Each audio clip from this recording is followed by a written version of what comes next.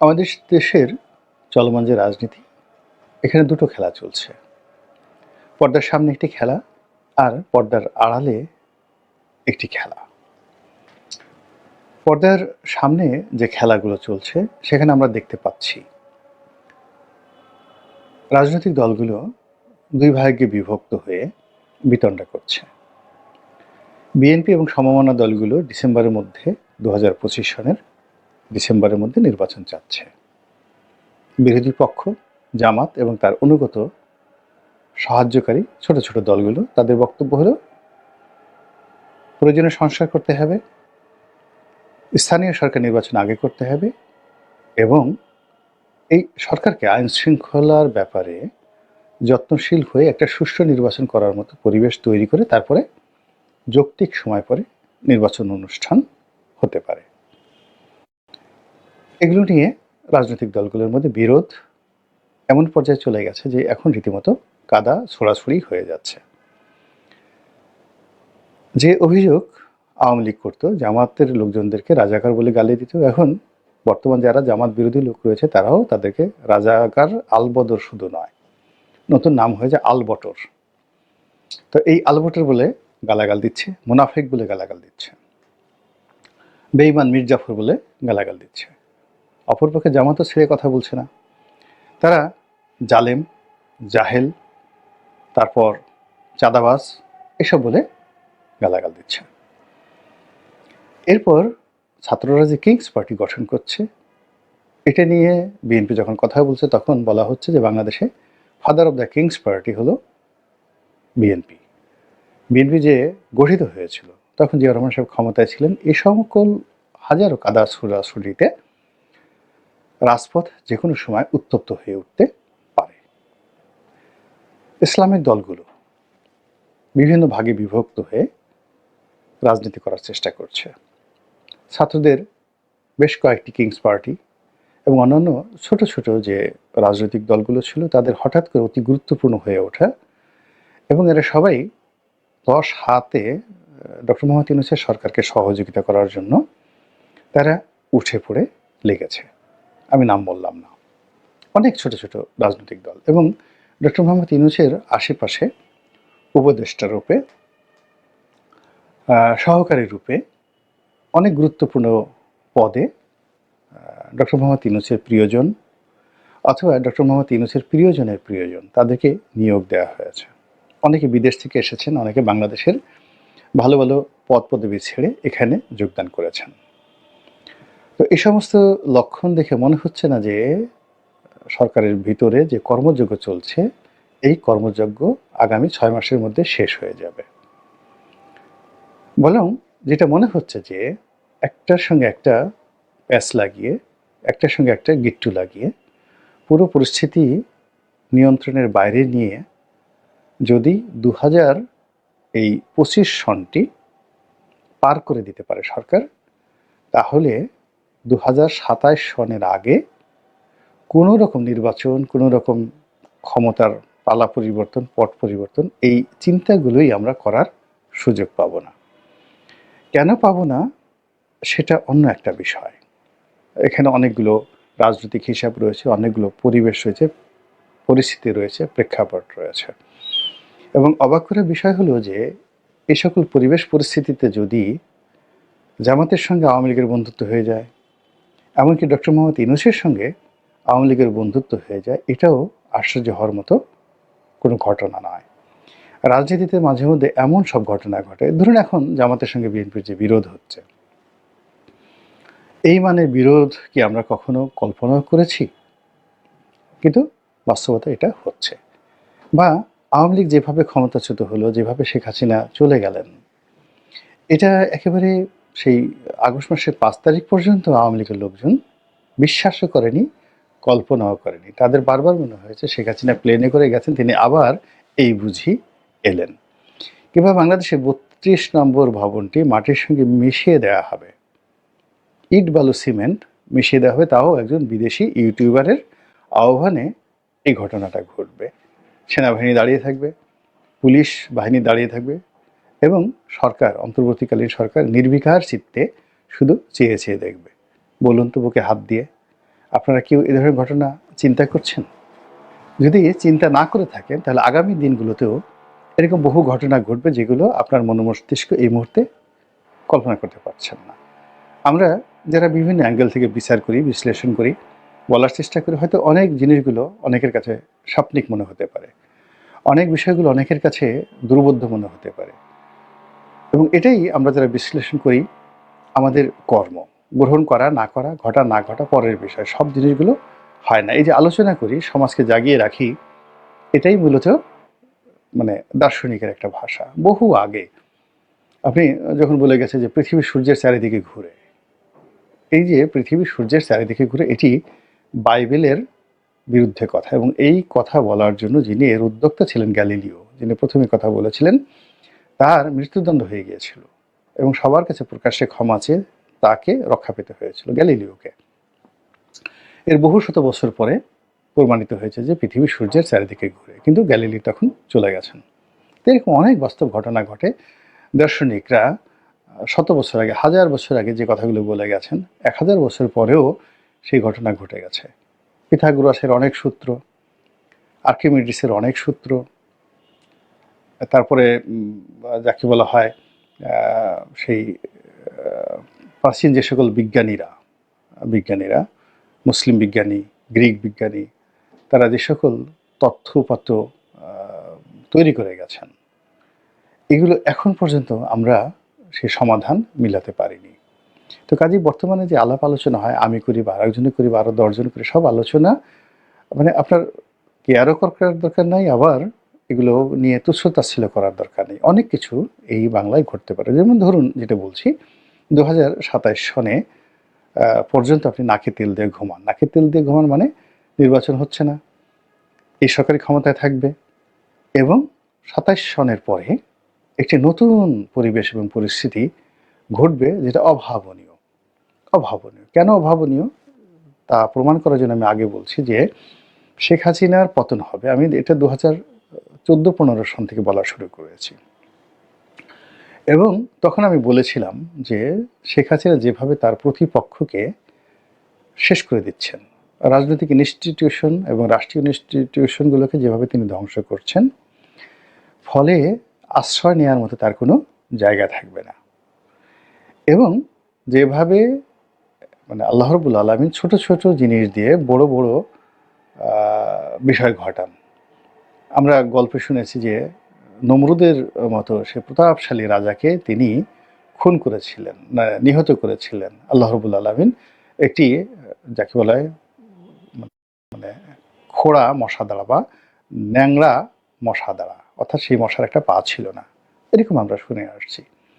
তো এটা আল্লাহ রাব্বুল আলামিন ঘটান, অন্য কেউ ঘটাতে পারে না। কিংবা আবাবিল পাখি দ্বারা, ছোট ছোট আবাবিল পাখি দ্বারা সেই হস্তি বাহিনীকে তিনি যেভাবে পরাজিত করেছিলেন, সেই ঘটনা তো বেশি দিন আগের নয়। আল্লাহ রাসূল যে বছর জন্মগ্রহণ করেছিলেন, অর্থাৎ 570 খ্রিস্টাব্দ, সেই 570 খ্রিস্টাব্দেই এই ঘটনা ঘটেছিল। আল্লাহ রাসূল তখন মায়ের পেটে ছিলেন। ওই সময়টাতে এই ঘটনা ঘটলেন যে একটা বিশাল হস্তি বাহিনী, আব্রাহার বাদশাহ আব্রাহা, তো আকাশ থেকে ছোট ছোট পাখি, মানে মসুরি দানা বা মটরশুঁটির মতো ছোট পাথর ফেলে দিয়ে এই বিরাট বাহিনীকে ধ্বংস করেছেন। এটা তো ইতিহাসের একেবারে নির্মম সত্য। আরবের অলিতে গলিতে তথ্য প্রমাণ সহ এই কাহিনী রয়েছে। তো এইভাবে আল্লাহ রাব্বুল আলামিন বড় বড় ঘটনা শেষ করেন ছোট ছোট বিষয়ে দ্বারা, এবং আল্লাহ পবিত্র কালামে পাকে বহুবার এই ঘটনা বলেছেন যে আমি সবুজ বৃক্ষ থেকে আগুন উৎপন্ন করি।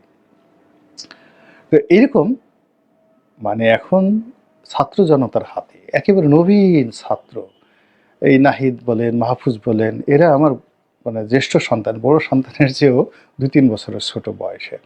তো তাদের হাতে শেখ হাসিনার পতন হবে, যে শেখ হাসিনার ভয়ে আমরা সারাদিন দম বন্ধ করে রাখতাম যেন আমাদের নিঃশ্বাস প্রশ্বাস কেউ শুনতে না পারে। আমরা দৌড় দেওয়ার জন্য, পালানোর জন্য এতটা মানে ব্যতিব্যস্ত থাকতাম।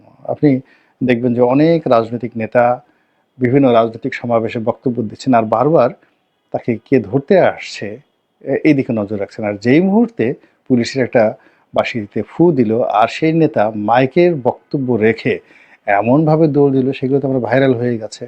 তো আমরা দৌড় দেওয়ার ক্ষেত্রে যে দক্ষতা অভিজ্ঞতা অর্জন করেছিলাম তার ফলে আমরা সফলও হয়েছিলাম। তো সেই সফলতা নিয়ে আমরা যখন খুব খুশি, তখন এই যে ছাত্র জনতা আবাবিল পাখির মতো এসে আমাদের একটা বিজয় এনে দিল এবং শেখ হাসিনার পতন হলো। তদ্রূপ এখন এই সরকার যা কিছু করছে, আগামী যদি ২ বছর সরকার এইভাবে চলতে থাকে, তাহলে একটা নতুন পরিবেশ পরিস্থিতি তৈরি হবে। সেই পরিস্থিতিটা যে কি হবে আমরা এখনো পর্যন্ত আন্দাজও করতে পারছি না। আন্দাজ করতে পারছি না এই কারণে যে শেখ হাসিনার জমানাতে যে সকল যাকে বলা পলিটিক্যাল ডিজাস্টার হয়েছে, সেই ডিজাস্টার তো আপনারা জানেন যে দৈব দুর্বিপাক। তো পলিটিক্যাল রাজনৈতিক যে দৈব দুর্বিপাক হয়েছে শেখ হাসিনার জমানাতে, এখন সেগুলোর আবার যতটুকু অবশিষ্ট ছিল সেই দুর্বিপাকের যে লণ্ডভণ্ড রাজনীতি, যখন কোথাও ঘূর্ণিঝড় হয়, বন্যা হয়, তো সেইগুলো সেই বন্যা মানুষের জীবন, ধন, সম্পত্তি সব কিছু তছনছ করে দেয়। আর এখন সেই তছনছ করে দেওয়া রাজনীতি, শেখ হাসিনার জমানাতে তছনছ করা অর্থনীতি, এটি রিবিল্ড হচ্ছে না। রিবিল্ড না হয়ে উল্টো আরও নতুন জটিলতার মধ্যে পড়েছে। ফলে আমরা ক্রমশ বিরাজনীতিকরণের দিকে যাচ্ছি। আমাদের রাজনৈতিক যে শক্তিগুলো রয়েছে, যেগুলোর প্রতি মানুষের আশা ছিল, আকাঙ্ক্ষা ছিল, বিশ্বাস ছিল, সেগুলো নষ্ট হয়ে যাচ্ছে। দ্বিতীয়ত, রাষ্ট্রের যে প্রধান প্রধান অর্গানগুলো, যেমন ধরেন আমাদের সুপ্রিম কোর্টে যে ঘটনা ঘটেছে এই ২০২৪ সনের আগস্ট মাসের পরে, আমাদের নিম্ন আদালতগুলোতে যে ঘটনাগুলো ঘটেছে এবং এখন পর্যন্ত ঘটে চলেছে, কি বারে কিংবা বেঞ্চে, আমাদের পুলিশ বাহিনীতে, আনসার, মিলিটারি, সেক্রেটারিয়েটে যে সকল ঘটনা ঘটছে, এই ঘটনা আমরা আসলে কেউ কখনোই আগস্ট মাসের আগে কল্পনাও করতে পারিনি। পুলিশকে টানিয়ে, মেরে টানিয়ে তার লাশ একেবারে সেই আদিম যুগের মতো করে লাশ টানিয়ে রাখা হবে এবং সেই পুলিশের সেই লাশ উদ্ধার করার জন্য বলতে গেলে ট্যাঙ্ক বাহিনী নিয়ে তারপর পুলিশকে সেই লাশ আনতে হবে, এই কথা কি আমরা কল্পনা করেছি? কখনো আমাদের কল্পনা আসেনি। তদ্রূপ এখন যে ঘটনাগুলো ঘটছে, এই ঘটনায় শুধুমাত্র আপনি দেখেন যে সুপ্রিম কোর্টে এখন সেনাবাহিনী পাহারা দিচ্ছে, এটা হলো বাস্তবতা। সচিবালয়ে যারা বসে আছেন, কতগুলো গুরুত্বপূর্ণ অফিস রয়েছে। আপনি যদি ক্যাবিনেট ডিভিশনে যান, আপনি যদি সংস্থাপন বিভাগে যান, আপনি যদি শিক্ষা বিভাগে যান, আপনি যদি যোগাযোগ মন্ত্রণালয়ে যান, আপনি বুঝতে পারবেন যে সেখানে কি পরিমাণ কাজ হচ্ছে বা কী ধরনের কর্মকাণ্ড হচ্ছে। এই সকল সচিবদের সাথে কথা বলেন এবং আপনি যদি আইন মন্ত্রণালয়ে যান, সেখানে কথাবার্তা বলেন, আপনি বুঝতে পারবেন দেশ কীভাবে চলছে। এগুলোতে একটা প্রতিক্রিয়া আছে। সেই প্রতিক্রিয়ার সঙ্গে সঙ্গে রাজনৈতিক দলগুলোতে যান, দেখুন যে আপনি কাউকে হ্যাপি দেখতে পান কিনা, দূরদর্শী দেখতে পান কিনা। একেবারে ছোট রাজনৈতিক দলের অফিস থেকে শুরু করে বিএনপির অফিসে যে দেখেন, সকলের মধ্যে হতাশা। একইভাবে আপনি ডক্টর মোহাম্মদ ইউনূসের অফিসে গিয়ে দেখেন, সেখানেও আপনি কোনো শান্তি দেখতে পাবেন না। তো এই যে জিনিসগুলো, এই জিনিসগুলো আমাদের বোধ এবং বুদ্ধিকে নষ্ট করে দেবে, আমাদের চিন্তা শক্তিকে নষ্ট করে দেবে, আমাদের আশাকাঙ্ক্ষাকে ধূলিসাৎ করবে। আর এই সকল অবস্থার সৃষ্টি হওয়ার ফলে কিয়ামতের আগে মানুষ যেভাবে মাতাল হয়ে যায়, মানুষ পাগল হয়ে যায় বা পাগল হয়ে যাবে এবং নিজেকে চিনতে পারবে না, আত্মীয় স্বজনকে চিনতে পারবে না এবং ইয়ানফসি করতে থাকবে। তো তদ্রূপ এরকম যখন একটা সোশ্যাল আনরেস্ট তৈরি হয়, তখন কিছু মানুষ শুধু ছুটতে থাকে, পালাতে থাকে, আর কিছু মানুষ নিজেকে প্রকৃতির হাতে ছেড়ে দিয়ে নাকে তেল দিয়ে ঘুমাতে থাকে। তো সময় যা আসছে আপনাকে নাকে তেল দিয়ে ঘুমাতে হতে পারে। তো সেই নাকে তেল দিয়ে আপনি ঘুমিয়ে থাকবেন, ঘুমিয়ে থাকার পরে 3 বছর, 2 বছর, 3 বছর চলে যাবে। এরপর আপনি ঘুম থেকে ওঠার পরে নতুন একটি সূর্য দেখবেন, নতুন একটি ভোর দেখবেন, নতুন একটি সমীকরণ দেখবেন এবং সেটা কেমন হবে সেটা আমরা এই মুহূর্তে কল্পনাও করতে পারছি না। তবে হ্যাঁ, অনেকে আমাকে অভিযোগ করেন যে আপনি শুধু সমস্যার কথা বলেন, সমাধান কেন করেন না? এখন যেখানে সমাধান নেই, সেখানে আপনি কী করে সমাধান করবেন? আমরা ডক্টর মোহাম্মদ ইউনূসকে আকাশের চাঁদ মনে করতাম। তো সেই আকাশের চাঁদ বাংলাদেশের অনেকগুলো শ্রেষ্ঠ মানুষদেরকে নিয়ে, বুদ্ধিদেরকে নিয়ে, দেশি বিদেশি অধ্যাপক দেরকে নিয়ে এই রাষ্ট্র চালিয়ে দেখেন কি বেহাল দশা করে ফেলেছে। এখন তার হাত থেকে নিয়ে আপনি কাকে স্বরাষ্ট্রমন্ত্রী বানাবেন? বিএনপি বলেন তো, বিএনপির 5 জন স্বরাষ্ট্রমন্ত্রীর নাম বলেন, কাকে বানাবেন? তারপরে বিএনপির এলজিআরডি মিনিস্টার কে বানাবেন? অর্থমন্ত্রী বিএনপির কে হবে? তারা এখন যিনি সালেহ সাহেব রয়েছেন তার চেয়ে কত ভালো করতে পারবেন? বা এখন বিএনপির যে নেতৃত্ব রয়েছে, রুহুল কবির রিজভী থেকে শুরু করে অন্যান্য যারা রয়েছেন, তারা আগামী 6 মাসের মধ্যে তাদের এমন কি শক্তিমত্তা চলে আসবে, যা কিনা বর্তমান এই দলটিকে নিয়ে যে বিতর্ক হচ্ছে, এগুলোতে তারা নিষ্পত্তি করতে পারবে। যান এবার জামাতের দিকে।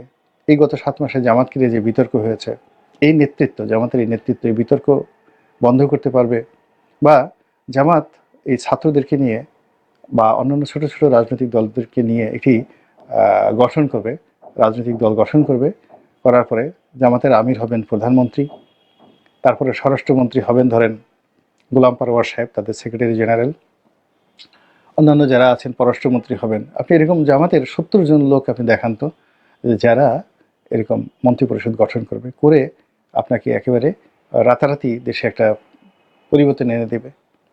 তারপরে বাদ দেন ডক্টর মোহাম্মদ ইউনূস নিজে থাকলেন, তিনি রাষ্ট্রপতি হলেন চুপ্পুকে সরিয়ে, ওই জায়গাতে একজন বিকল্প একজন লোক আপনি বসান তো সোসাইটি থেকে। কাকে বসাবেন আপনি এই মুহূর্তে? আমাকে বসাবেন? আমি তো মানে ওখানে যাওয়ার আগে প্যাম্পার্সে সমস্ত কিছু মানে নষ্ট করে ফেলবো। তো এই জিনিসগুলো এত সোজা জিনিস নয়। আপনি বসবেন, আপনি নিজে ডক্টর মোহাম্মদ ইউনূসের যমুনাতে গিয়ে একটু দাঁড়ায় দেখেন তো 5 মিনিট, সেখানে কি পরিমাণ ঘাম বের হয় আপনার শরীর থেকে। তো কাজেই যেখানে সমাধান নেই, সমাধান নেই, কেন সমাধান নেই? এর কারণ হলো যে আপনি সমাধানের সকল রাস্তাগুলো বন্ধ করে ফেলেছেন। আওয়ামী লীগ করেছে, বিএনপি করেছে, জাতীয় পার্টি করেছে, আপনি আমি আমরা জনগণ আমরা করেছি। আমরা এখন পর্যন্ত আমাদের চিন্তা চেতনা পাল্টাতে পারছি না, মডারেট চিন্তা করতে পারছি না। জামাতের লোক বিএনপিকে গালাগাল দিচ্ছে, আমাকে যারা পছন্দ হচ্ছে না, আমার 14 গোষ্ঠী উদ্ধার করে আমাকে যাচ্ছে তাই ভাষায় গালাগালি করছে। আবার আমাকে যারা পছন্দ করছেন, আমি ভালো বললেও তারা সায় দিচ্ছেন, মন্দ বললেও তারা সায় দিচ্ছেন। এই যে মন মানসিকতা, সমাজকে একেবারে সমাজের মতো করে দেখতে না পারার যে ব্যর্থতা, এই ব্যর্থতার কারণে আমাদেরকে তো অবশ্যই একটা পরিণতি ভোগ করতে হবে।